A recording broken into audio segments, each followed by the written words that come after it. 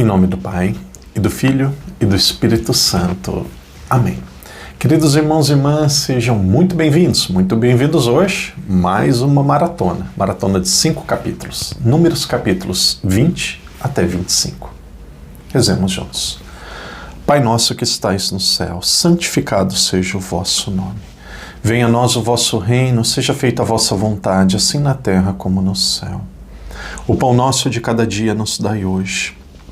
Perdoai-nos as nossas ofensas, assim como nós perdoamos a quem nos tem ofendido. E não nos deixeis cair em tentação, mas livrai-nos do mal. Amém.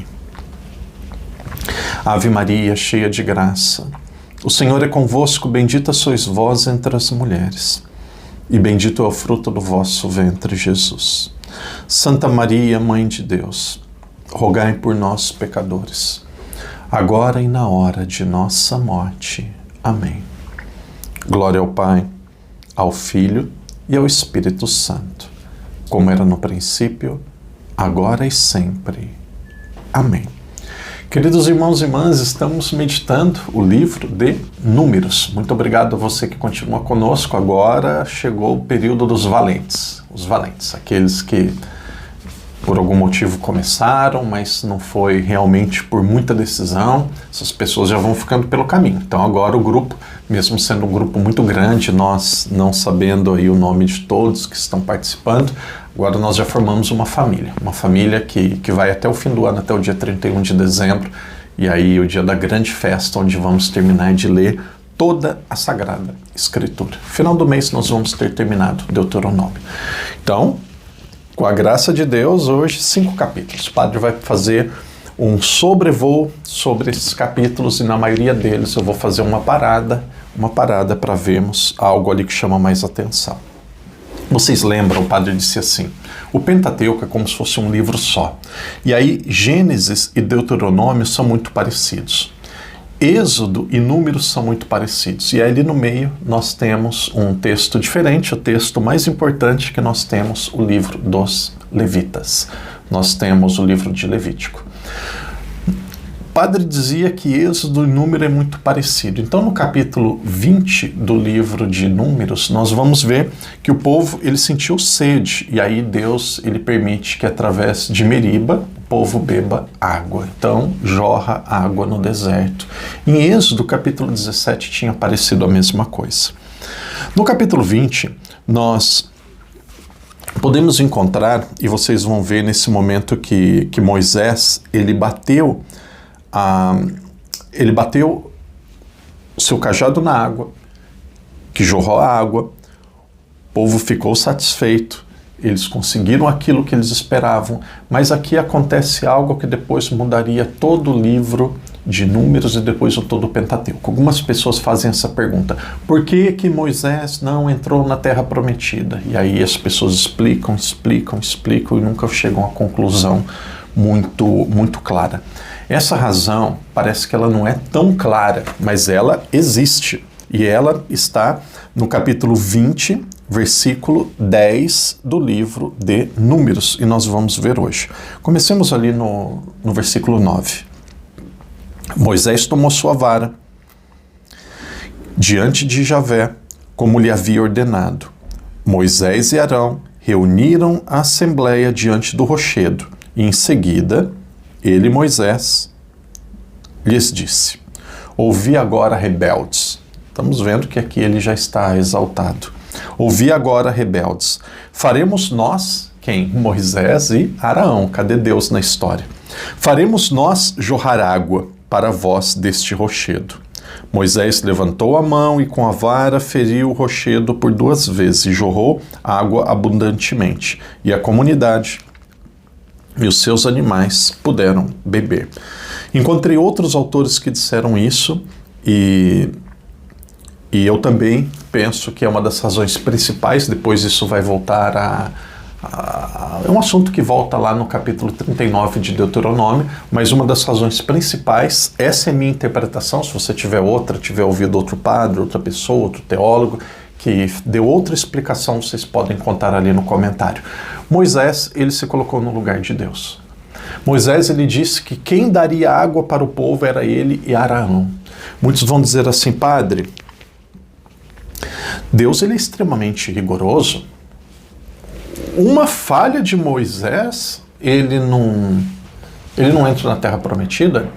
Veja, eu ouvi uma vez, foi até um pastor, o padre vai lendo, pesquisando tudo, então, foi até um pastor, ele deu o seguinte exemplo, se uma pessoa que trabalha, de repente, uma loja de pano, ela pega, está meio cansada, vai numa sala e ela pega e dorme, dá uma cochilada, e chega o dono da loja. O dono vai dar uma bronca, vai dar uma advertência, mas ela vai continuar trabalhando lá, provavelmente.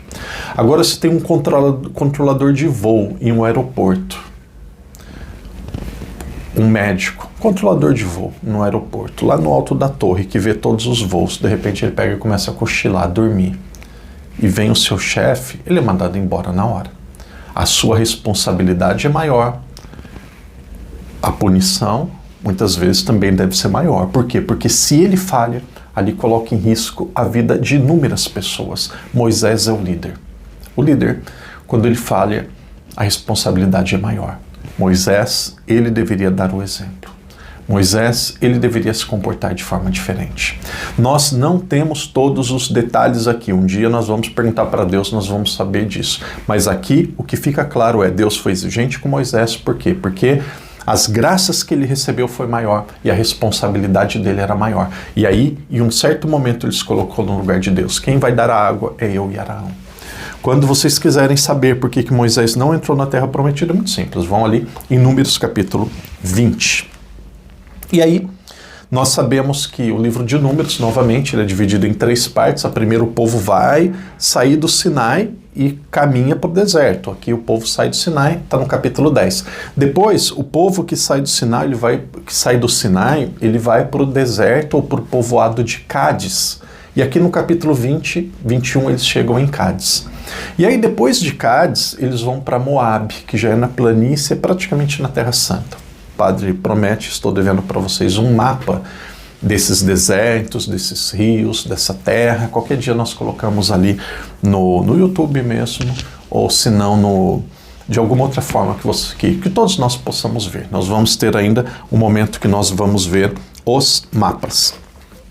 Então, eles tentam entrar em Cádiz. Cádiz era um povoado, era um local razoavelmente grande. E o que acontece? O rei de Cádiz não permite. Não permite. E aí o povo, ele não passa por Cádiz.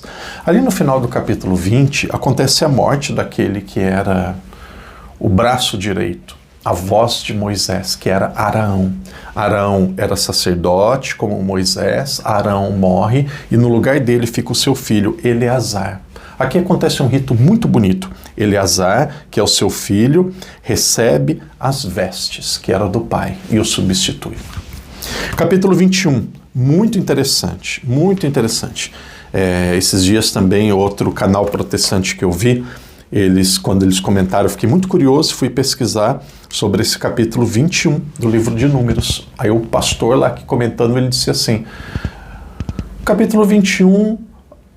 tem uma visão, um pedido estranho e misterioso que Deus pede para o povo olhar para uma serpente de bronze ser curado, algo de difícil compreensão. E eles pegam e correm e passam para frente. Muitas vezes os protestantes esquecem que tem querubins no Pentateuco. Mas não era para ter mensagem de nada? E aqui o povo tinha pecado. O povo tinha se afastado de Deus e Deus falou para Moisés, capítulo 21, que texto lindo. O católico tem que conhecer a Bíblia. O católico tem que conhecer a Bíblia. Quando nós conhecemos, muitas vezes as pessoas dizem assim, padre, eu não tenho a memória boa. Se eu pergunto para você, qual é o dia do seu aniversário? Você fala na hora. Se eu perguntar quando que é o dia do aniversário do Papa, talvez não sabe. Por quê? Porque você repetiu poucas vezes o dia do aniversário do Papa. Mas o dia do seu aniversário, o senhor, a senhora, você já repetiu muitas vezes, então memorizou. A nossa cabeça, ela trabalha conforme interesse e repetição. Então aquilo que é repetido nós vamos memorizando. Serpente de bronze, Números capítulo 21. Números capítulo 21. Então Deus vai lá e fala assim para o povo. Moisés intercedeu pelo povo, queria morrer porque eles tinham se afastado de Deus, e aí Javé respondeu-lhe. Nós estamos no versículo 8, capítulo 21. Faze uma serpente abrasadora e coloca numa haste. Todo aquele que for mordido e contemplar, viverá. E contemplar, viverá. Moisés, portanto, fez uma serpente de bronze e colocou em uma haste. Se alguém era mordido por uma serpente, contemplava a serpente de bronze e vivia. Ué, mas não é para fazer imagem de nada? Moisés, ele colocou uma serpente na haste? Não, ele não colocou uma serpente. Moisés, o padre vai repetir para ficar muito claro, Moisés colocou uma serpente na haste? Não, ele não colocou. Ele colocou o quê? Qual que é a palavra? Eu queria, se alguém for protestante aí, com todo respeito, o padre não está atacando pessoas, nós estamos refletindo juntos. Deus pediu para ele fazer o quê de uma serpente? Uma imagem de uma serpente. Uma imagem de uma serpente. Não dá para fazer uma serpente de bronze. Você faz uma imagem da serpente de bronze. Serpente não é de bronze. Serpente é um ser que faz parte do gênero animal que não é um ser, não é um ser, é um ser vivo. Não é um ser de bronze. Não é um ser de bronze. Não é de metal. Não é de metal. Então, Deus pediu para fazer uma serpente. Isso daqui mostra para nós o quê? Essa serpente era um símbolo daquilo que seria Cristo. Cristo na cruz. Aqueles que contemplam, aqueles que adoram, aqueles que respeitam, eles são salvos. Através do Cristo crucificado, a humanidade foi salva. Através dessa antecipação, através dessa serpente de bronze, aquelas pessoas foram curadas. Então, quando a gente fala de imagens, o problema não está em fazer imagens. Vocês acham que lá no deserto, em Números, em Êxodo, Deus estava ensinando o povo a não fazer imagem de Santo Antônio? Deus estava ensinando a não fazer imagem de Nossa Senhora Desatadora dos Nós? Deus não estava. O que Deus queria para formar a identidade daquele povo é que eles não adorassem os deuses pagãos. O problema não está na imagem, o problema está na adoração dos deuses pagãos. Deus mesmo pede para fazer imagem de anjo, Deus pede para fazer imagem de serpente, está aqui. E aí pega Êxodo capítulo 20 e fala, não façais imagens de nada. Aqui, ó, não façais imagens de nada, vocês católicos fazem. Aí o católico fica todo perdido. Então, quem é católico e conhece a Bíblia, ele não fica mais perdido. Ô, meu amigo, vamos lá em Números capítulo 21, versículo 10, serpente de bronze. E aí, como você explica? Ué, vamos lá em Êxodo capítulo 25, versículo 18, 2 querubins, uma em cada extremidade da arca. Como você explica? Então, queridos, 2000 anos de história, a igreja tem resposta para as perguntas, muitas vezes simplória. O problema não está em imagem, o problema está em adorar deuses pagãos, ou até imagem. O problema está em criar outros deuses. Então, o padre aproveita, até estendi um pouco para ficar muito claro. E aqui, o povo ele continua caminhando, e aí, de repente, o povo começa a enfrentar alguns adversários. Aqui está muito próximo da Terra Santa. Aqui está praticamente na divisa. E aí era preciso enfrentar um povo chamado amorreus. Os amorreus tinham como líder, como rei, Seom. Israel vence, estabelece na terra dos amorreus. Depois, caminhando um pouco adiante ainda, é preciso enfrentar o rei de Bassã, que é Og. O povo enfrenta e vence. E aí depois tem o terceiro povo, o terceiro povoado, tirando Cádiz. É o povoado, e aqui é onde termina praticamente a caminhada. O padre falou deserto de Cádiz, já chegaram, o povoado de Cádiz, o reinado de Cádiz, e aqui nós vamos chegar em Moabe. Moabe tinha como rei Balaque.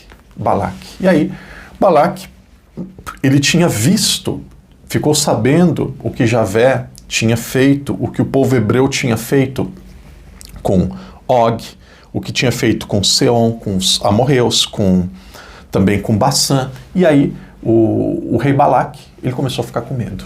E ele falou, esse povo, ele vai nos destruir. Então, o que ele fez? Ele pediu para um profeta, um adivinho, uma pessoa lá do seu povoado, o maior adivinho, para ele vir e fazer alguma coisa contra Israel. E aí vem Balaão. Balaão era um verdadeiro profeta no fim, ele acaba ouvindo e atendendo a Deus.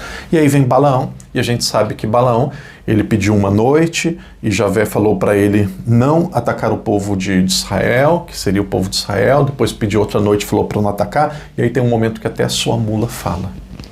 Padre, se é verdade ou não, uma figura de linguagem ou não. Vou ser muito sincero, vou ser muito humilde, eu não sei. Quero aprofundar e ler outros teólogos, outros biblistas para chegar em uma conclusão. O texto diz, a palavra de Deus fala que a mula fala. Pode ser que sim, o texto diz e é aqui que o texto fala. Entende se é ao pé da letra ou não? Não sei. O que diz é o seguinte, se ele não escuta Deus, que ele escute pelo menos a mula dele. Até a mula conseguia perceber que era Deus que estava falando e ele não conseguia. Essa é a minha interpretação. E aí, nós vamos para o capítulo 25. O capítulo 25 é um paralelo ali do capítulo 32 de Êxodo. O que aconteceu no capítulo 32? Bezerro de ouro. E aqui o povo começa a fazer idolatria também. O povo começa a fazer idolatria, o povo começa a fazer prostituição e tudo isso. As pessoas praticamente iriam morrer. Veja que todo o Antigo Testamento é uma grande sequência de fidelidade de Deus, infidelidade do povo e depois punição. E aí o povo, ele peca, Deus ele corrige o povo, e aí no final, Arão já tinha morrido. Arão tinha como filho Eleazar, e aí Eleazar tinha como filho Finéias. Finéias, então, era neto de Arão. E aí Finéias, ele reza, ele intercede pelo povo, e aí pela intercessão de Finéias, o povo é salvo da morte, e Deus perdoa ali aquele povo. Então nós estamos agora no capítulo 25 do livro de Números, reta final do livro de Números. Mais 3 dias nós vamos encerrar este grande livro da Sagrada Escritura. Amanhã é mais uma etapa exigente, dos capítulos 26 a 30, e aí nós encerramos esses 3 dias de 5 capítulos. Talvez aí durante o ano todo vai ser a parte mais densa, mais difícil aqui. Então vocês vão lembrando, nós temos aqui uma grande sequência de textos, de partes da história muito interessantes, muito importantes, que vai mostrar como que Deus age na vida do seu povo. Deus, ele coloca Eleazar no lugar de Arão. Deus, ele permite que através de uma serpente de bronze, uma imagem de uma serpente de bronze, o povo seja curado. Quando o povo é fiel, eles vencem os reis adversários, e depois, quando eles pecam, através da intercessão de um sacerdote, que o povo, ele é livre. Irmão, irmã, obrigado, Deus abençoe, vamos adiante, o barco já está no meio do mar, nós estamos praticamente já no final do livro de Números, e aí daqui a alguns dias começaremos o 5º livro da Bíblia. Que Deus te abençoe, que Deus te proteja, que Deus lhe dê saúde, paz e alegria, que Deus ajude nós a termos o conhecimento através da leitura, mas de termos também a capacidade de aplicar tudo isso para a nossa vida, para sermos pessoas melhores. Nós não estamos apenas estudando, nós estamos meditando. Que Deus ajude, que cada um de nós ajude o Padre, ajude vocês, que Deus nos abençoe. Até amanhã, se Deus quiser. Em nome do Pai, do Filho e do Espírito Santo.